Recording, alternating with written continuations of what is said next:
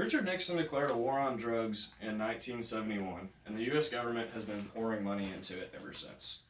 The cost of the failing war on drugs is immense. The DEA has spent about $1 trillion on it since its beginning.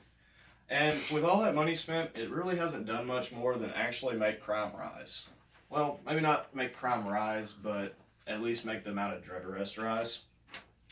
According to an article released by CNN, almost one half of all drug arrests in 2009 were marijuana related.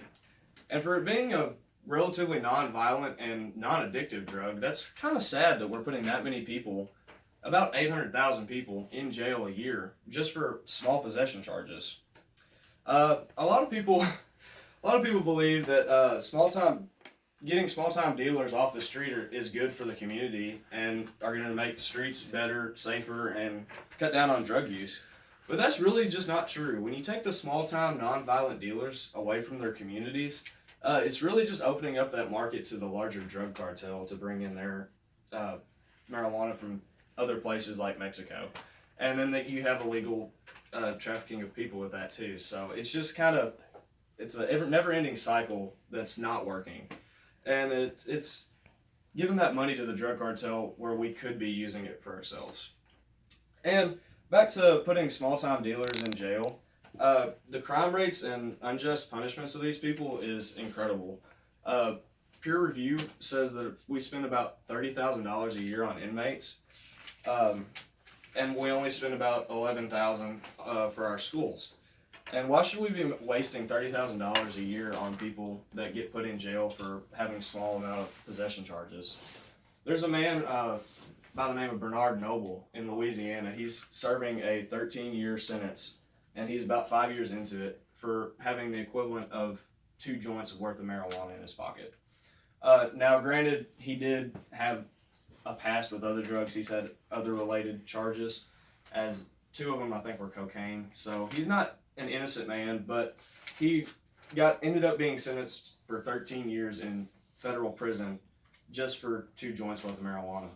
And the prosecutors in that trial actually got 5 years originally and appealed it twice to go to the Supreme Court of Louisiana and get an extra 6 years tacked onto that.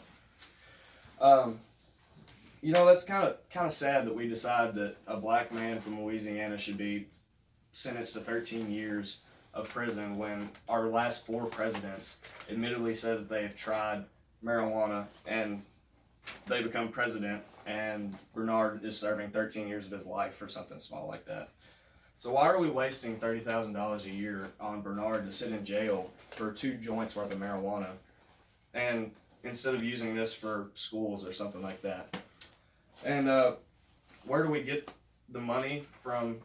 Instead of using the $30,000 for Bernard, we could be getting that money along with tax money. About 58% of the U.S. population supports legalization, according to a Gallup poll in 2015. So we have the support to legalize it. There's just our legislators are just not doing it. Colorado, after they legalized it, in their first year, they had over $200 million in tax revenue from $1.3 billion in sales. So there's an extremely large market there, and that's just one state.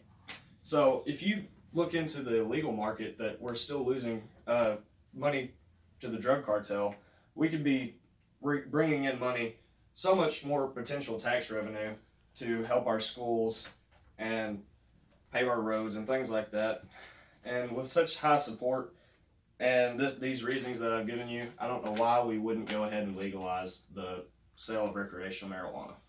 And I thank you for your time.